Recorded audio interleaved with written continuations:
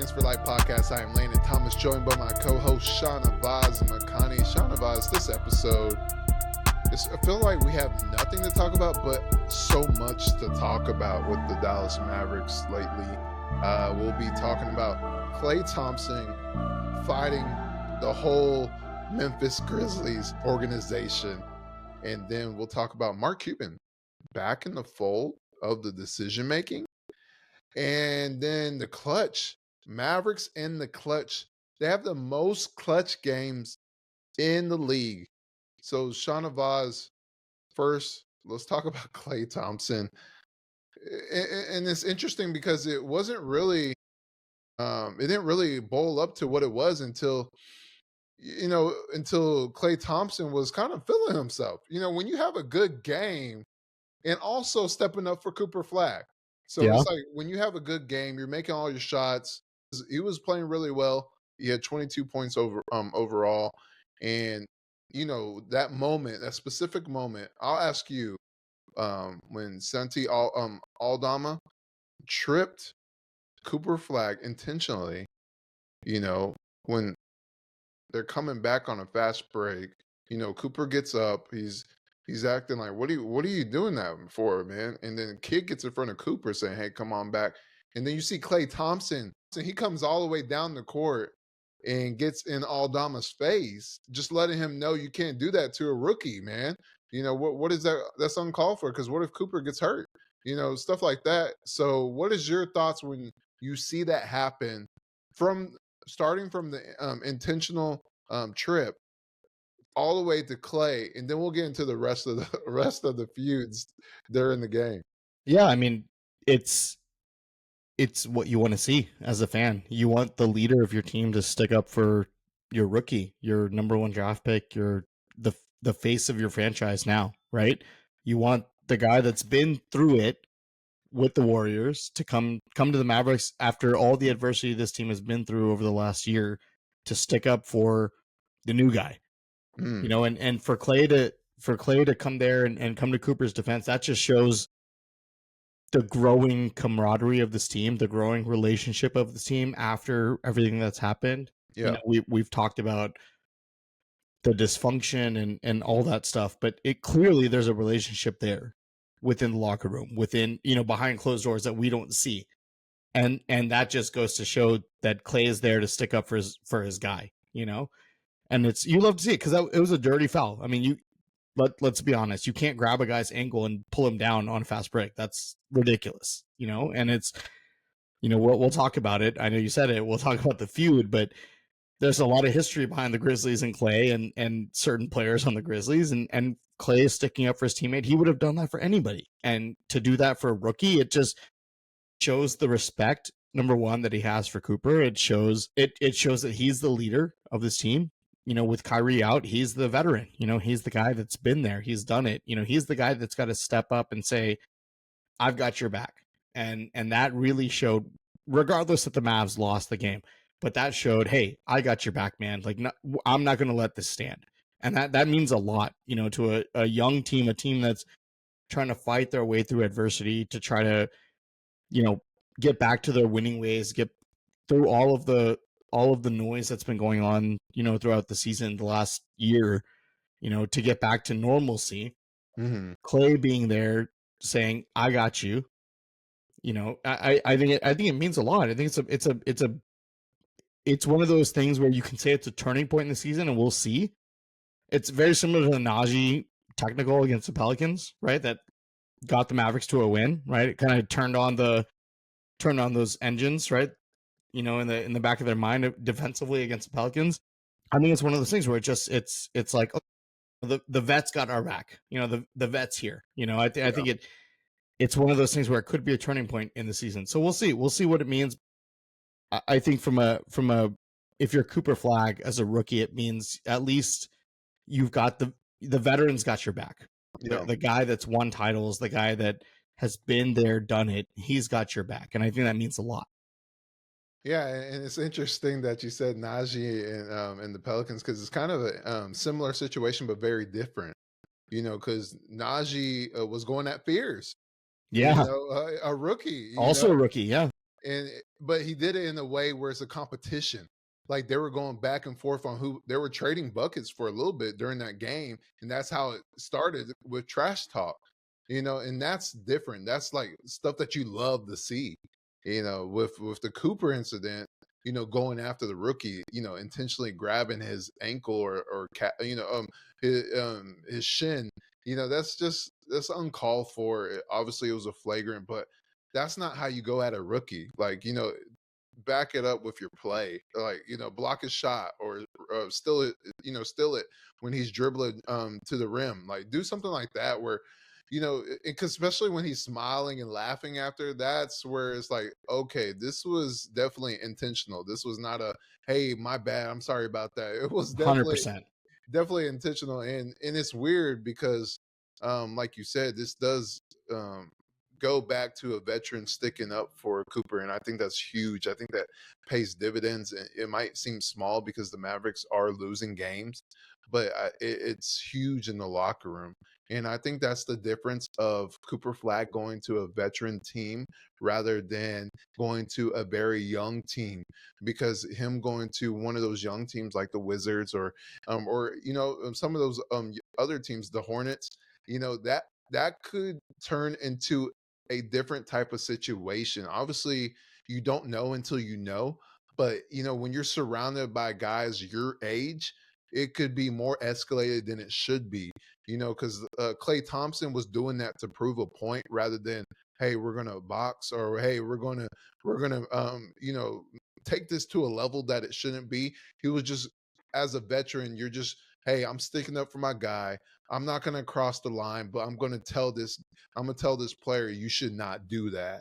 And I think that's the difference of going to a veteran team, because if you're going to a young team, it might escalate then more than it should, because you are around 20-year-olds, 21, 22. But when you're around veterans, I think that's going to pay huge dividends for not only Cooper but for the relationships in the locker room, because now after Nico's firing, you see guys getting back to having fun, and that's what the Mavericks, the difference. And the losses, yeah, they're losing games in clutch games we'll talk about, but they're actually having fun, and the crowd is into it. You actually feel like you're at a home game and there's no tension. So I did like that from Klay. But there's one thing with Klay, is when he's feeling himself, He and that's knows. the thing, because he even admitted, he said the second time, the second time where he's going back and forth with the Grizzlies, uh, with Vince Williams, he was feeling himself, and he had a tie up with the ball when Vince was in the paint, and he let him know. And I think that was on Klay. That second one Oh was yeah, on Klay. And what'd you think about that? And then we'll get into what I everyone's talking about, Ja love Morant. it. I love it. I mean, you're Klay, like you're top 3 greatest 3-point shooter of all time. Like you've got clout. You can do what you want. At Yeah, this point, like you can do whatever you want. I want to go back to something you said. I think especially after the Nico firing, the the the fact that the Mavericks are having fun again, you can tell. You can see it on their faces, even though they're losing. You can tell the way they're playing, the way that even the crowd that's there. There's no more fire Nico chants. There's no more there's no more anticipation or animosity like with the crowd and with the players. I think what was it? There was a report that came out that said, oh, even the players are, they didn't like playing at home because it felt, they would rather play on the road because of the fans. And sure, fans are paying to do what, to come to the game and do what they want to do, but to finally have that monkey off their shoulder and be able to just play their game, even if they lose, you can tell there's still a joy, there's still a intensity to the way that they play at home, and it really showed, regardless of the loss against the Grizzlies, it still showed that they were trying. They were trying their hardest. They were playing, as well as they could. And for Klay, it's. I think even Klay feels something lifted off his shoulders because he was brought in to play with Luka, and yeah, now he's struggled coming out the gate, which he's always done, but it's hard not having a pure point guard there to pass you the ball, which Klay is much better at. But we saw, the first half of the game against Memphis, he played really well, and it's slowly he's getting back into his rhythm. And I think as they integrate him more into the offense and figure out exactly how to figure out the lineup and figure out the way to construct everything with, is it D'Lo, is it Brandon Williams at point, now that Cooper's, kind of playing his natural position, you're starting to see Klay get more integrated. And so I think you're seeing a reinvigorated Klay Thompson, right? A Klay Thompson that is happy to play basketball again. And so let him, he's allowed to say what he wants. Yeah. He's got that cloud, he's got that moxie, he's got the history behind him where he's allowed to do, he's allowed to do whatever he wants. Vince Williams is what to Klay Thompson. Yeah. That's the way I feel about it. Yeah, I like it. Is honestly, is Klay getting back to himself on the court? Because that's what you like to see. And honestly, this is like if Klay and the Mavericks have a mutual understanding and I guess acceptance as well on both sides. I think this could be a really good fit. I know a lot of fans want to blow it up and get as many picks and draft capital, or just shed some of these salaries. I honestly, if Klay is going to adjust to this role and do a good job, but also is happy with it, because he did take a lot to come to Dallas, for his career and for the longevity of just, looking back at his career. I don't think he wants to hop around different teams at the end of his career, just ring chasing. He already has rings. And the way he talks about Dallas amongst the losses, amongst the trade, he still wants to be a winner in Dallas. And I feel like if you have, especially Kyrie here, because you should keep him here. I think Klay will want to be here, especially not just the relationship they have, but also the business relationship they have with Anta, and just the personal relationship they Rick have. Welts. Rick Welts as well. That's a good point. I think he's very comfortable with the Mavericks, and him willingly going to the bench shows me a lot too. Because not only is he starting to get his rhythm, like you said, he does start slow in the season, but if he really hones in on this Jason Terry role for the Mavericks, I think it's really beneficial in keeping him around. I was just about to say that. I think you tweeted it a couple of days ago. He's filling that Jason Terry role right now that he's back in, he's on the bench. He struggled with it with Golden State, but Terry was feisty too. Terry was feisty, but Terry was the reason. He made a lot of threes. Dirk led the Mavs to a title, but without Jason Terry, the Mavs don't win the title. True. Right? I mean, you need that veteran presence. You need a guy off the bench that can come in and just, be that kind of flash in the pan. And Klay Thompson can do that. Give credit to Max Christie for taking that job. We've asked for, a player to come in and kind of take the role, seize the opportunity they've been given. Max Christie has done that, and Klay got relegated to the bench. But hats off to Klay also for saying, you know what, I'm going to do what's best for the team. If I have to come off the bench, I'll come off the bench.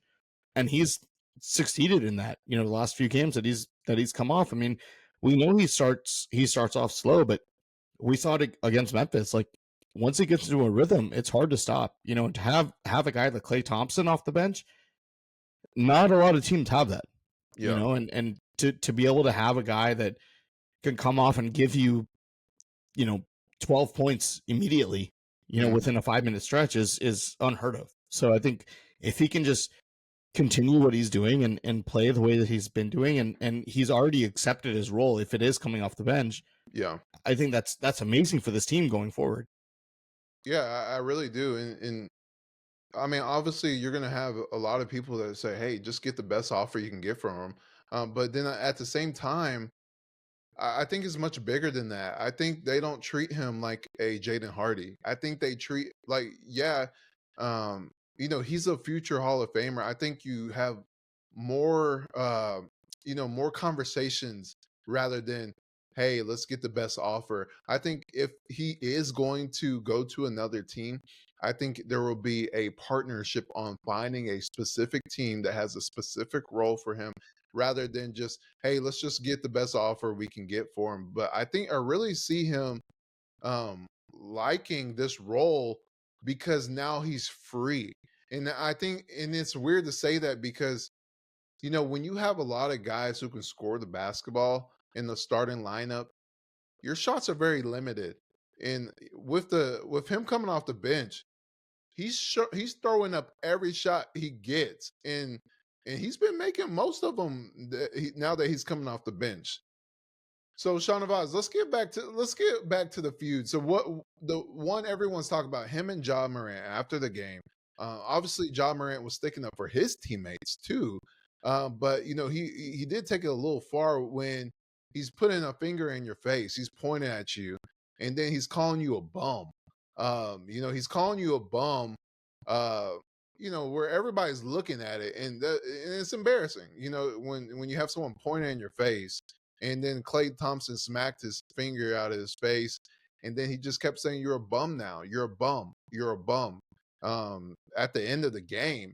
So, what was your thoughts on just watching that and just the whole conversation and just the after remarks on, with Clay's talking about John Morant, he's a guy that's all talk and he rarely takes accountability, and he's wearing street clothes, and he hopes that he doesn't become a waste of a talent. Like he's like insulting him in the nicest way like I Yep. ever seen. It's like compliments with insults. What was your reaction from all the way from the encounter with those two to the remarks post game? I loved it. I absolutely loved it because there's always there was the old Grizzlies Warriors playoff series we used to Yes. watch. Does I it think still feel the same with Bane gone and Steven Adams gone? And, no, because even Clay referenced it, right? It was the old like grit and grind Grizzlies that they used to play back in the day with oh Conley yeah, and Tony Zico, Allen, and what was Marcus it, Hall, Zach Rudolph, with Zach Randolph. Randolph, like back in the day, like I just it's funny seeing John Morant do that because everything that John Morant has gone through, it's like who are you to talk about Klay Yeah, Thompson? yeah, Like you were the second pick in the draft. You've done nothing. You've been suspended multiple times for off the court issues. You have no like what stature do you have to talk to say that Klay Thompson is a bum? yeah, It doesn't make sense. And Klay, I'll read the quote. They asked, the interaction with John Moran. He said, John Moran is a funny guy who rarely takes accountability for his actions. Quote, nothing of intelligent depth. It was just him running his mouth. He's been running his mouth for a long time. It's funny to run your mouth when you're on the bench. That's kind of the story of his career so far, just leaving us wanting more, yeah. which is He hasn't played exactly the much. way that I think normal fans feel. Like John Moran is, if he was healthy, and when we've seen him play, he's been one of the top 20 to 15 players in the NBA, right? Wherever you put him. But it's the off the court issues. It's the, the his personality, I guess. I mean, it's just the way he conducts Leadership, himself that, sorry? leadership. The leadership, it's lacking, right? It's not Yeah, there. Like there's nothing, as the quote unquote face of the franchise, like you've got to put yourself in a position to say, you know what, I'm going to put all this stuff in the past. I'm going to lead this team. I'm going to be, I'm going to be the leader. I'm going to help this team and they've been in the playoffs. It's not like they haven't. Like they've had the chance to win a title, and I mean they've failed. As a leader, you have to put the team on your shoulders and figure out a way to win games, win a playoff series, and they just haven't. And it's unfortunate because he's such a special talent, but it feels all wasted yeah, because of off the court issues, because of this random and for him to sit there and talk about Klay Thompson while he's in street clothes, like for what? Like I think you tweeted it, right? It was what was it? What is his 3-point percentage? Something like less it's than bad. 30%? Like 16. 16%. Yeah. 16%. And you're saying Klay Thompson is a bum. Yeah. Tell me how that makes sense. It's tough. Yeah, it's tough. It's not only the off the court, the personality, the lack of leadership. It's also the talent is disappearing each season. You know, he's not using his athleticism. The You know, injuries. injuries. You can. Injuries. It reminds me of it's a lesser version of Derrick Rose. You know, because the points in the paint and the drives to the rim get lower each season with the injuries that he has. And then when you know you see it this season, shooting 35%, it's almost career lows across the board. And turnovers it's just it's sad to see too because like you said, he has so much potential. Him and Luca were like battling for a couple seasons on who was going to be the rising guard. You know, him and Luca, but it's like it's sad, but it's also understandable too because you see it disappear every season, and he's still talking. Like it's like Clay say, take accountability. Like you know, and I get it. You're standing up for your guy, but there's ways to do it. You know, because there's a lot of stars in the league that stand up for their guys. Um, and they don't do it in a way of pointing your finger in someone's face, calling someone a bum, especially when you're not playing, like you said. And then second, Clay had a good game, so it's not like he just like shot blanks. Like he had a relative like he had a great game, especially the first half. He One was of his going off. best games of the year, to be Yeah, honest. so why that would not be the time to say you're a bum. And you know, I don't get it because one, he's a Hall of Famer. Like if he stopped playing now, he's already a Hall of Famer. Like you said, top shooter. He's number 3 in my book, top shooter of all time. And he was one of the best defenders at his position in his era. And that's leaps and bounds of what Ja Morant. Like, yeah, I know Ja Morant at 22, he had a higher All NBA team, but like, what else has he done? Like Clay also has Olympics. I mean, he has championships. I mean, he has All NBA too, and he has All Stars. Like, he has the career that you want as a player. And Ja Morant has to have self awareness. There's one thing to say that to Klay Thompson, but you got to say it in the right moment, and also pull him to the side and just have a conversation. Don't do those theatrics, you know, because that's not how you want to go about it. You know, I wouldn't have taken offense to it if Ja was playing and it was just Yeah, on the court and he was like, "You're a bum," you know, because on the court you say whatever you want, right? trash talk. Yeah, like We've s- Najee and Fears. That's just trash talk. Najee, we've Draymond Green does it every game. We've seen Luca do it with Rudy Gobert. You know, we've seen Cooper do it this Yeah, year. You know, it's on the court. It is what it is, right? You talk. You know, you show up each other. You know, you play your game. But when you're on the bench and you're out for to come off the bench and call somebody a bum yeah, when you have no, you're not even in the same realm, the same zip code as Klay Thompson to come off the bench and say that you're a bum. Come on, man. Like yeah, you got to pull yourself together. yeah. And you think about it, the Grizzlies have really fell off. Like, yeah, the Mavericks have fell off, but they're still like you still see all the talent. Like they have excuses, like because when you say Kyrie's out, AD's out, yeah, it's bad, you know, with injuries, but it's also they have a lot of talent in that locker room. Um, the Grizzlies have talent too, but it's not the same as the Mavericks. And then you just think about all the talent that they did have. You know, when you think about just when I said earlier, like Desmond Bain, Dylan Brooks was very underrated for what he did for not only on the court for that team, but off the court for that team. The locker room chemistry was really well. It's a lot better when you see Dylan Brooks like, oh, it's just Dylan Brooks, but John Morant is still doing that stuff when Dylan Brooks has changed teams twice now. Like that whole team is gone, and then Jones, you know, Yep. Tyus Jones, Tyus Jones is gone. Yeah. he's gone. Steven Adams was there for a bit, and then you know Brandon Clark's injured. Jaren Jaren Jackson's Jackson always was injured. he's always injured. Like the spark has gone. Like I just want to see Ja Morant just focus on getting back on the court and just if like whoever his PR guy or woman is, like they're I not think doing it. a good job. I think it's his dad, isn't it? Like his dad's his Well, agent, his PR he's doing guy. his Like He's doing the same things as Ja. So it's like I don't know if Ja is playing this bad where he's trying to get traded or he's just playing this bad because like yeah, we can talk about him talking about Klay Thompson, but the real issue is he's playing bad. So why would you say someone's a bum when you're playing bad? Well, there's all the rumors about he didn't get along with Taylor Jenkins, right? And now he doesn't get along with who's the new coach. I forgot his name, but he doesn't Yeah, get along with him. He doesn't like the offensive system. He wants, there's rumors that he wants out. I mean, is it a ploy to, to get out of Memphis? I mean, who knows, right? But it's one of those things. You're right. Like you can't call out Klay Thompson. yeah, It's like that's like a, it's one of those things where like that's like one of the vets of the NBA, right? That's like one of your, one of the in the history books, a player that's part of, part of the legacy of the NBA, and you're sitting there calling him out while you're not even playing. If you're on the court, sure, yeah, say whatever you want, but coming off the bench and just calling him out for that, for what? What is it like? What are you gaining from that? yeah.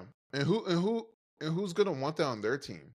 That's the biggest issue. Like, if you want to get traded, because he did have all those back and forths in the press conference about the coach Isola. Isola, right? Yeah, for the Finland. But it's like, is who's gonna want to trade you when they're seeing that? Like, that's a lot of risk. Like, the trade package might be great, where you say, "Hey, we got a steal here. We can get John Moran in here for just this."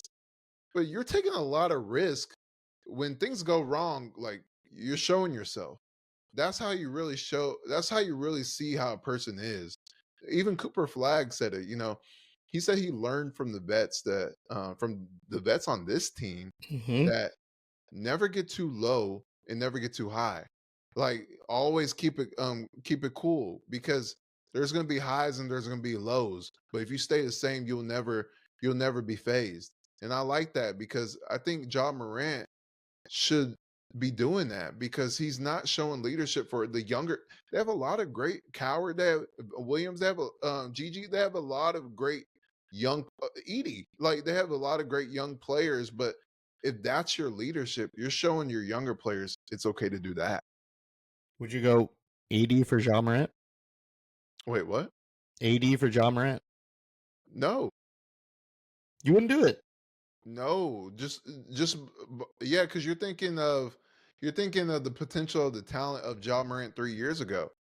But he doesn't make threes. The team needs a three. Like, yeah, they have a point guard, but he's not driving to the paint either. Like, what is like basically to be honest, you're getting what Brandon Williams is doing. Yeah, no, I agree with you. I'm just that's one of the rumors floating out there, right? Is Yeah. it's straight up swap 80 for John Moran and maybe a draft pick here and there, but I agree with you. I wouldn't do it. Yeah. I think you need I think you need draft picks and some young talent, right? If you can get even a bench guy, right, or somebody to fill the void while Kyrie's out, that's why I Yeah. think there's other trades that potentially could be made, which we're not. I know we don't focus on rumors and all that stuff, but that's one of the ones floating out there. But it's just I wouldn't do it. I Yeah. agree with you. I think if you're another team in the NBA and you're thinking about John Moran, and it's like, sure, you have the talent, right? You've seen the talent the last few years, but is it worth the headache? Yeah. Right? Is it worth the these comments that he makes? Is it worth his dad courtside every game? Kind of pulling the strings, behind the scenes. It's one Yeah. of it's like you really have to assess, like, is your team prepared for that? Yeah. If I'm gonna trade AD, it has to be a point guard who can um who can play on and off the ball, Mm-hmm. because Kyrie should be here. You don't want. I don't think they should trade. Like, Kyrie loves Dallas. Yeah, I He don't think is the Kyrie's going leader anywhere. of the team. Yeah, I don't Exactly. think he's going anywhere. And with Kyrie here, he plays on and off the ball. But if you're gonna get a guy, I think they should get point guard to think about the future, but also can play with Kyrie, on and off the ball, and who can shoot a three. That's a big weakness. Obviously, they're making a lot lately. PJ, Max, he's been doing it all season, but PJ and Clay, they really been turning it on lately. but they still need 3-point shooting. It's a 3-point shooting league. Um, yeah, if you're going to trade AD, you got to be a promising point guard. It can't be you can't be thinking about um, you can't be thinking about the Luka trade. It has to be just what are we going to get for 80 if he does not want to be here? And also, I think he needs to play. He needs to play. Like, there's a risk with the job, Morant. You see all the things coming up. Not just he needs to play, but just off the court stuff. But AD, it's he needs to play. Yeah. So why would a Get team give get a his value up. promising? Yeah, that's why I don't think if you're going to trade him, and that's what sucks. This team is losing. But if you're gonna trade AD, I think it would be the off season. Yeah, well, one, they don't even have a GM. They just have people in place. So that's first of all, get a GM. Get a GM. That's the first order. Dennis Lindsay, where you at? Yeah, seriously, because that's the first order. I don't think they should do anything until a GM. Because if you go trade AD and then you have someone like Lindsay or someone else come in, you're like, dang, I wish I would have was. I wish I had my hands on an AD trade because I know people. I have better relationships around the league where I could have got him over here. You know, it's just that's the thing I'm focused on. I'd rather have a guy like a Kobe White and some other players. You There know, you go. Send AD back home to Chicago. I'm just throwing it out there, like someone that can still that's the same. He's the same age as PJ. Like he could still play with the present and the future surrounding Cooper Flag. He can be a complementary piece, but also he just scored like 20 points a game last year. So that's what I would do. Okay, so Shahnavaz, Mark Cuban's back in the fold. He's been talking a lot lately about being back in the fold.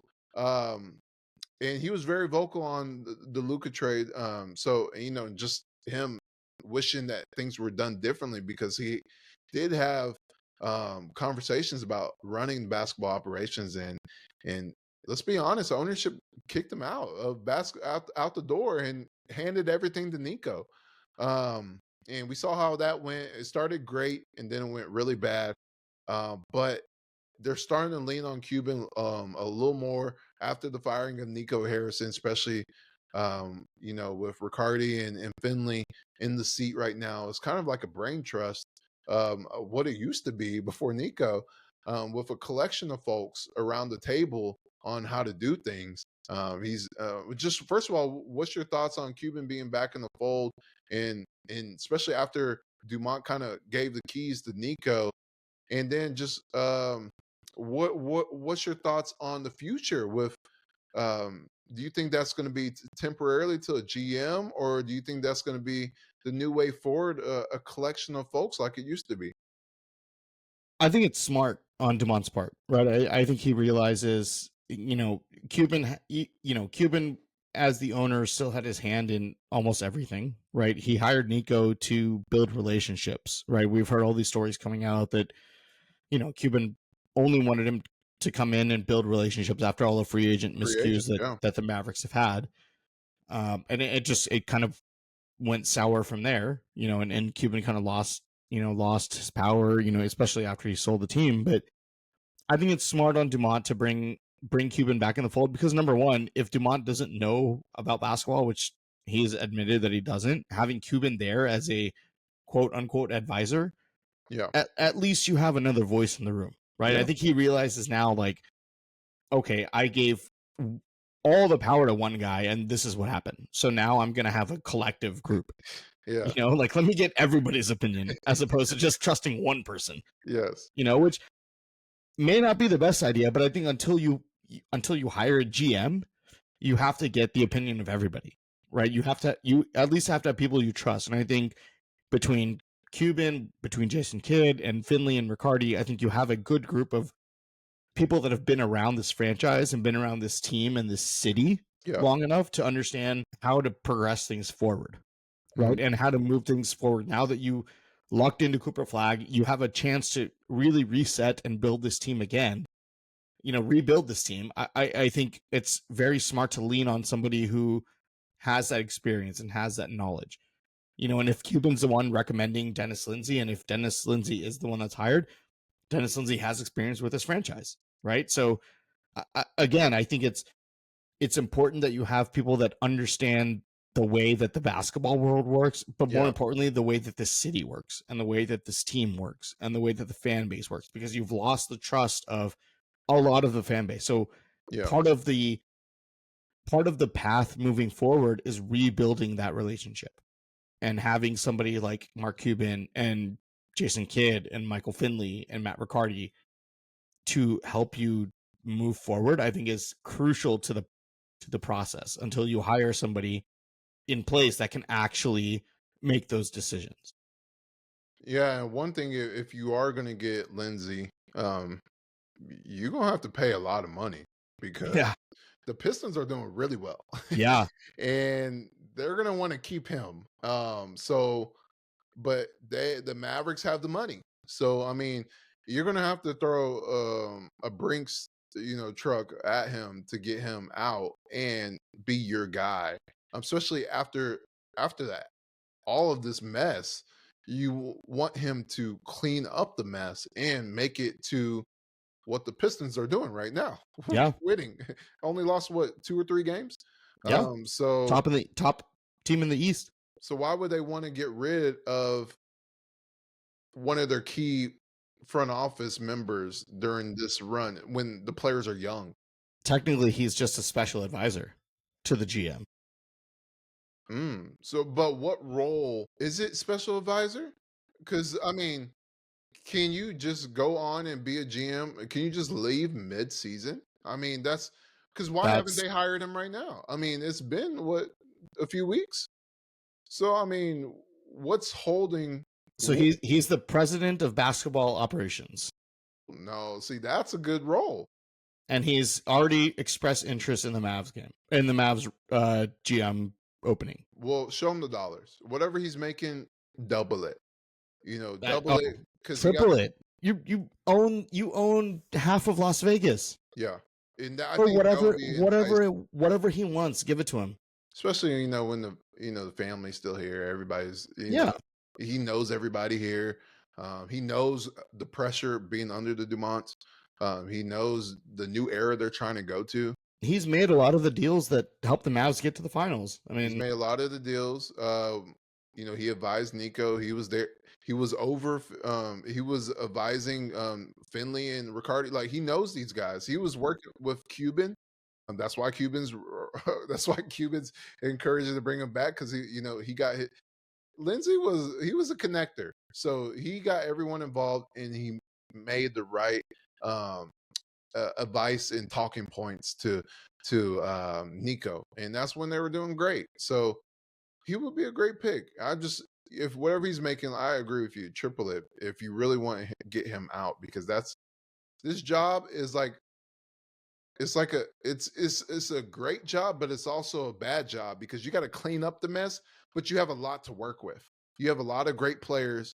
You got Cooper Flag, so like, and you got a lot of young players too. So it's like there's things you can do, and it always falls on whoever's gonna be next in the line.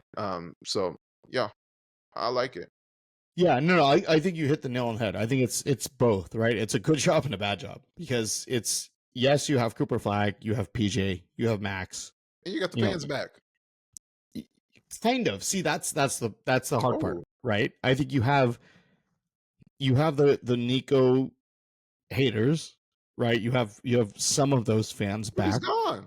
He's gone, but now there's, we've talked about, there's the people that want the Adelsons The to sell the ownership, yeah. team, which is never going to happen. Let's be honest, that's not going to happen. But I mean, DeMont had a role in this too. Yeah, yeah, 100%. Yeah, I mean, they're not selling the team though. They're a $1 billion they're not going company. anywhere. They're not selling the Yeah. team. Yeah. It's just, it is what it is. I think it's a good job in the fact that you've got Cooper, you've got PJ, you've got Max Christie, you've got Brandon Williams, you've got a good core. But it's a bad job in the sense of you don't have draft picks, right? You don't have a lot to rebuild with. So you've really got to figure out how to navigate and how to make the right deals to position this team to get back to contention. And you what got we've Caleb seen from Martin's Cooper, contract. oh yeah, I mean, That's a poison pill. that's yeah, Of a contract. yeah, 100%. I mean, and look, He's a like, good guy. he's a good guy, and you know, you talk about the Luka trade, the Quentin Grimes trade looks worse and worse every day, right? But it's also, would you rather have Quentin Grimes or Max Christie? You know, it's It depends on what he's going to get paid because Grimes wanted 20 million a year. yeah, he didn't get it. You know, Max is making 8. But Grimes could be $6 million a year, and that's going to be interesting because the Sixers pay up when they have 3 other great guards. And VJ Edgecombe is playing really well too. Yeah, right? The rookie, I like mean, Maxey's like a MVP level playing out of his world, and then you got McCain that just came back, who they're paying a lot because he was a high draft pick. So that's going to be interesting because Grimes wants to get paid. I think Grimes is trying to get that, and he should. He's young. He's trying to get that big check wherever it is. So that's what I'm trying to say is, you know, yes, it was a horrible trade, but at the same time, would Grimes be here? Would Grimes be here? I think Nico was looking at Miami Heat highlights of Caleb Martin 2 years ago. 2 years ago, and was like, "Oh, let's just make this trade. Why not? Let's just make this trade." But I don't think Grimes would be here long term because he's trying to get the bag. Clearly, Yeah, we wouldn't have been able to resign him to what he wanted, right? No. And I think Max and, is and like you said, Max is a younger version of him. Yes, You know, and I like Max Max. Max leads the league in 3-point percentage from the corners, right? I think that says a lot. I think Max is, you're right, he's younger, And he's low key. low key. He's not as He big rarely as Grimes, And when he does talk, he's very intelligent. He breaks down and basketball. he's learning. You know, every game you see him improve, right? We see him. I feel like it's what we were missing with Josh Green. You know, it's every game he makes an improvement. Yes. You know, he takes on his role and he understands. Even when he struggles from 3, he drives the ball inside, right? He makes the right pass. You know, we don't see those mental mistakes that we've seen from other players on this team. Yeah. You know, so I think any GM that comes in is you have to reassess. I think if you look at it from that perspective of, okay, Max, Brandon Williams, Cooper, PJ, that's your core. So you don't have any of Lively or Gafford in them. Here's the thing, man. Lively, like, you and I love Lively, but you've got to be concerned about the injuries, right? Like at this point, you've got to be concerned. If there's a deal out there where you've got to include Lively to get, say, a unprotected first-round pick from some team, you have to consider it. I love Derek Lively. I want him to be a part of this a part of this team's future, but at some point, like, he's got to stay healthy. Yeah. And the problem is with Lively is there's so much potential. Like a lot of people around the league, just from a fan perspective, think he's just a Luka lob threat and a defender. That's what he did a lot when Luka was here, but there's so much more to his game. The short roll passing, the low post moves that he makes, his little floater, his little hook shot. Obviously we always see I don't even post them anymore, just him shooting threes. Like it's not gonna happen. Like because last year I was doing a lot of 3-point shooting of Lively, but now there's a few people still post it, but like it's not gonna happen, but it should happen. Like, and he talked about it happening. So that's what my thing is. Yeah, you obviously brought up injuries, and that's what the first thing you should bring up with Lively. But I think his game can be so much more than what it is. Like even when he plays now, like it's just he's limiting himself. And I feel like especially when you're losing, like let's be honest, there's so much rain that you can do when you're losing. And like when you're winning, obviously you're going to stick to those 3 things that you do because the coaches want you to do it and you're winning games. But when you're losing games, why not have a couple post moves a game where, hey, let me show y'all, or why not have, hey, let me shoot a couple threes. That's what he talked about before the season. Yeah, why not? Like you're losing. What's stopping? They're still not guarding him on the 3, but there's just something when he plays, he's like, nah, I don't want to shoot that. Like, you think he's just passive? The first game, he shot like 1, and then he hasn't shot 1 for the rest of the season when he plays. Yeah, And that's the thing, right? As much as we love him and as much as I think the potential is there for him, but it's if there's a deal to be made and he's the sticking point to you getting draft capital in the next 4 years, do you not make that deal? I mean, we've seen what It's tough. He's still Cisse can young. do, right? If you keep Gaffer, you keep Cisse, like you've still got centers, right? It's not like you're lacking on that aspect, right? From a rotation perspective, but it's tough because I mean, Lively, like the potential is there. Like you would regret trading him if you did. Yeah, he's 21. And Yeah, that's the like that's the thing. thing. Like most people, that's very young to give up on. I will give it a couple more years because he'll still be 23. Yeah, And that's the thing because I feel like he knows his potential, but I feel like the injuries are just on his mind. Because you're not, I injuries are impacting you as much um mentally as they are physically.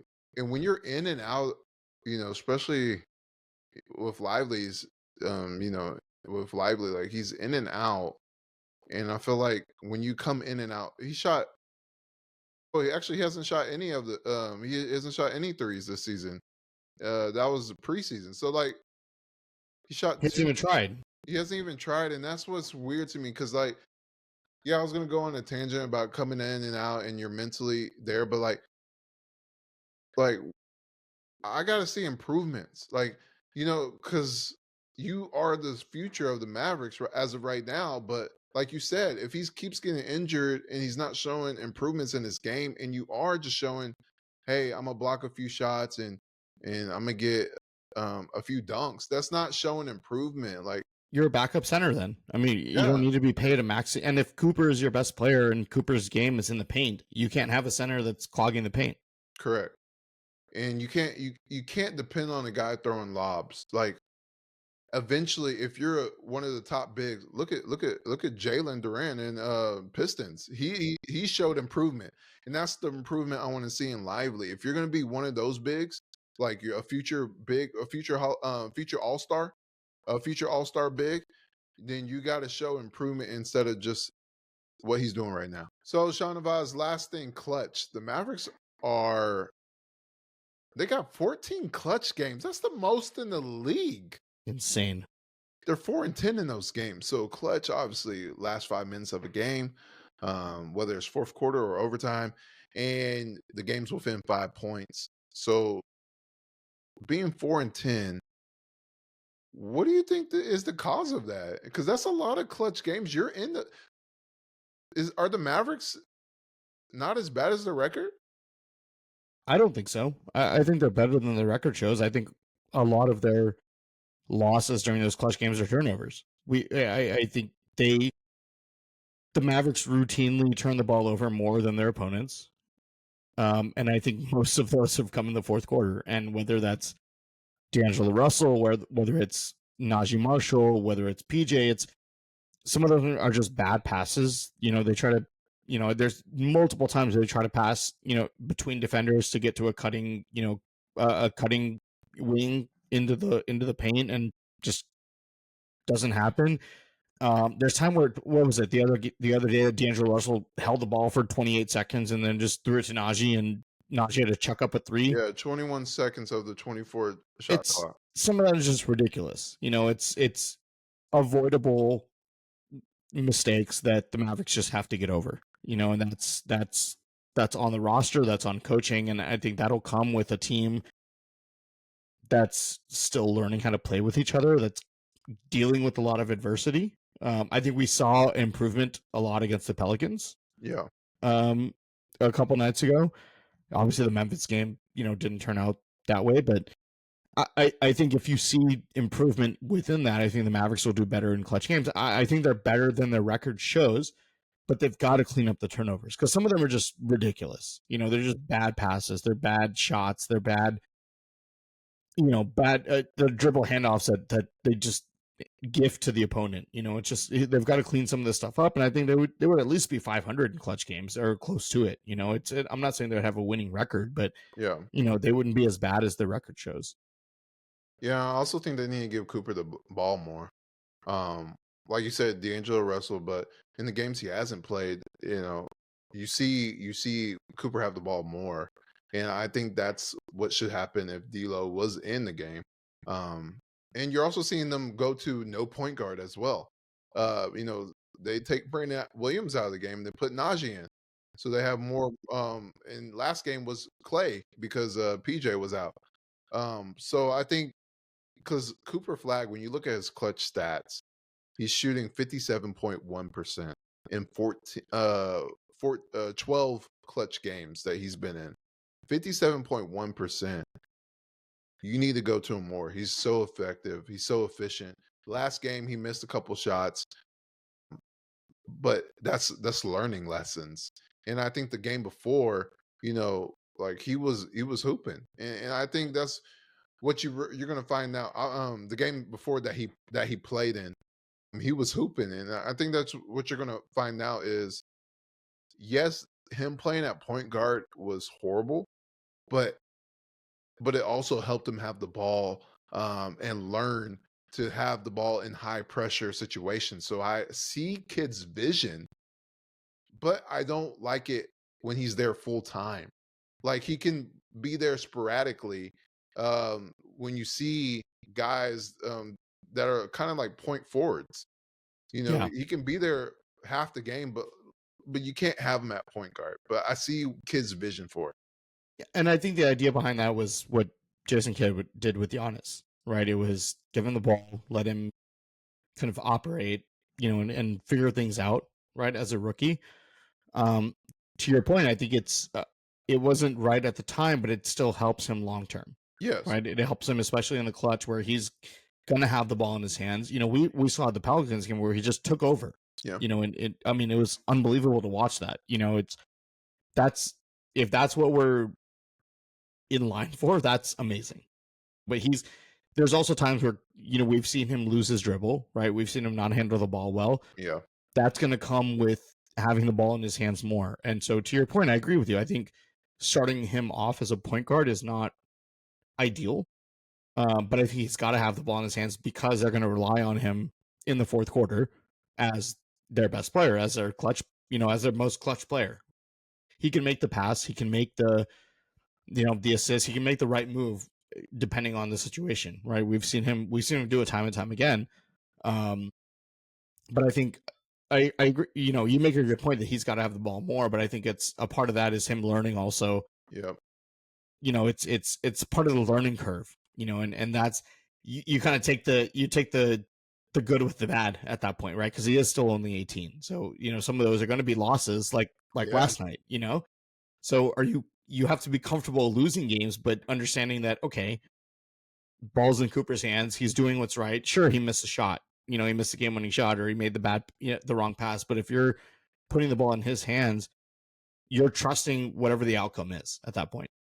Yeah, and I feel like that's the balance, and in a good way and a bad way too, because like he's only 18, like you said, and he's doing very well. Like I feel like he's underrated, but then on the flip side, he's the number one pick, and he's a generational talent.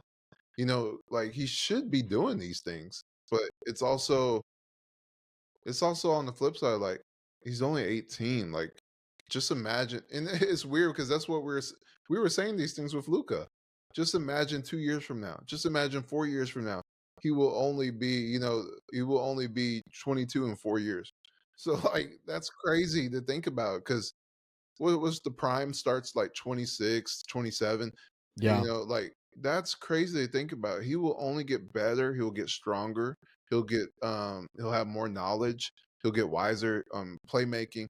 Like there's so many things that will grow in his game, and he's already doing such a great job that I feel like other fan bases or national media or just the players don't see that from him unless you're watching every single game. And I like that you said that learning, because there is a learning curve. And even you play point guard or forward, there's a learning curve, especially when you walk in a gym and you're always the best player, and Hmm. now you're not. There's a learning curve. Yeah, and you mentioned Luca. It's we forget Luca was a pro since he was 13.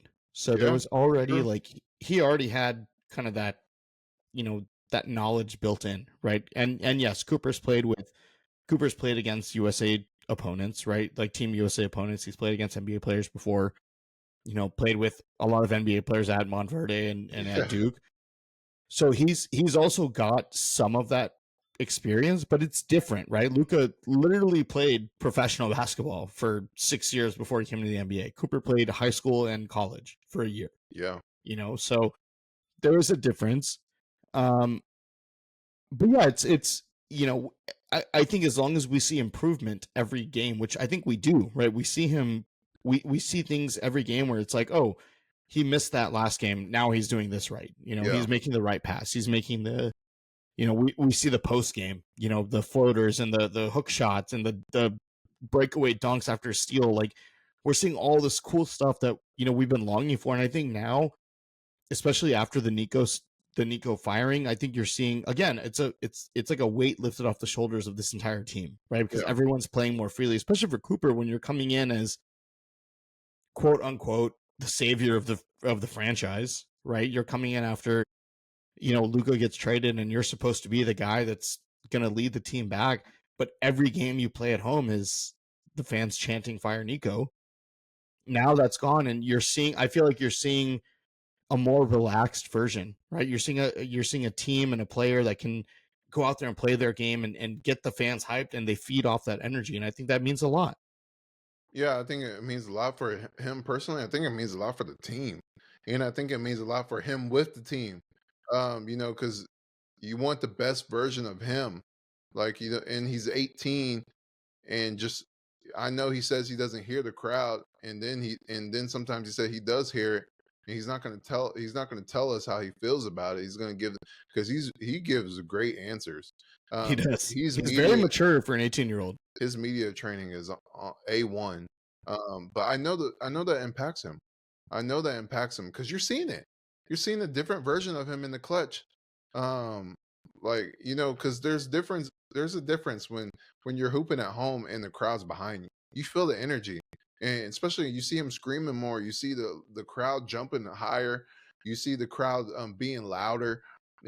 Those are pivotal moments when you're playing in the clutch, and you have these moments because you're gonna think about it a few years from now. You're gonna be like, I remember when Cooper was a rookie and he was dominating in the clutch, and now he's even better.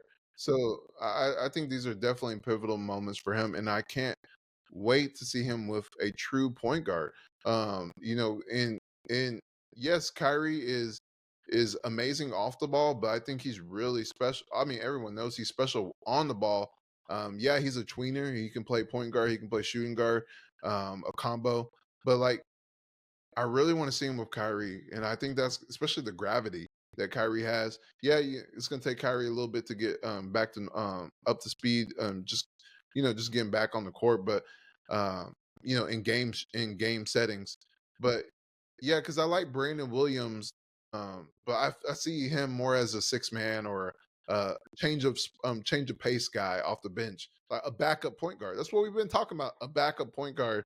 And I could see with Kyrie or in the future, just another playmaker who passes just as good as they score. That's what I should say. I think that's going to feed off because I think Cooper is that guy. I think he is him, but I think he's more of a secondary playmaker. I think he will because he's a incredible defender, and I think he's more of a secondary playmaker. That's not saying he's not an all star. He's going to be an all star, but I think secondary playmaker, like a pass distributor. I don't think he can be the main guy. That's why it wasn't working as a point guard. Yeah, 100%. No, I think you put a true point guard with him that can get him the ball, especially when he's cutting. Yeah, I think that's his game, right? We know his strength is on the defensive end, but offensively, like there's still, room to work. But you put a true point guard with him that can get him the ball in Yes, space or as he's cutting to the lane. I mean, that opens up a whole other level to this offense. exactly, and that's what I meant as he's gonna be the number one option, but he's not the play initiator. Yeah, he's not the facilitator. Unless it's the clutch, Yeah, then he's the you're gonna give him the recipient. ball. Yep. Yes. All right, Shahnavaz. Miami Heat played today against the Mavericks. Hopefully, not another clutch game. The Miami Heat been soaring. They talk about Tyler Hero He's coming back. back against the Mavericks, of course. So, what's your thoughts on that game? What would you like to see from the Mavericks standpoint on that game? And I want to see a blowout. Mavs should clean house, man. I mean, look, Tyler Hero's coming back. The Mavericks defensively have been great this year. yeah, That's they have. d- defensively they've been awesome. It's the clutch moments. It's the end of the games where they turn the ball over and tend to give up leads and or let leads grow. Even if Yeah, they're close. I want to see them build a lead and keep it and just distribute the ball properly. Cut down on the miscues. With respect to turnovers and just blow the Heat out. I mean, they're not a good team this year. Especially with Tyler Hero coming back. I mean, they're going to try to integrate him back in. Play your game defensively and just let's come back home with a big victory. yeah, and I like to see one. I like to see PJ healthy, well, the whole team. But Yeah, I also want to see the 3-point shooting still continue to rise because you see, like you just mentioned, they're a top five defensive team, and there's two issues: the 3-point shooting and the turnovers, like you mentioned. Um, I want to see the 3-point shooting continue with PJ and Klay Thompson because Max has been doing it all season. Even Cooper, I want to see him get his shot better beyond the arc. I want to see those three guys um, continue. Well, PJ and Clay continue to do what they've been doing recently, and then Cooper slowly, gradually get better at 3-point shooting. Because you see the difference when they're making shots beyond the arc. They look like a great team, like yeah, a young, hip, a very high energy pace team that could give you a little preview of the future. But when they're missing shots, you're looking at who's in the top five picks. it's bad. Yeah, So that's what I'm looking for: the 3-point shooting. See how they do. Okay, so Shahnavaz, appreciate you as always, and for all y'all tuning in. It's a bumpy ride with the Mavericks this season. There's some highs, there's some lows, but as you see the sunlight slowly coming out beyond the clouds of doom. All right, thanks for tuning in. Make sure y'all follow us on social. We appreciate y'all as always. Thank you. Goodbye.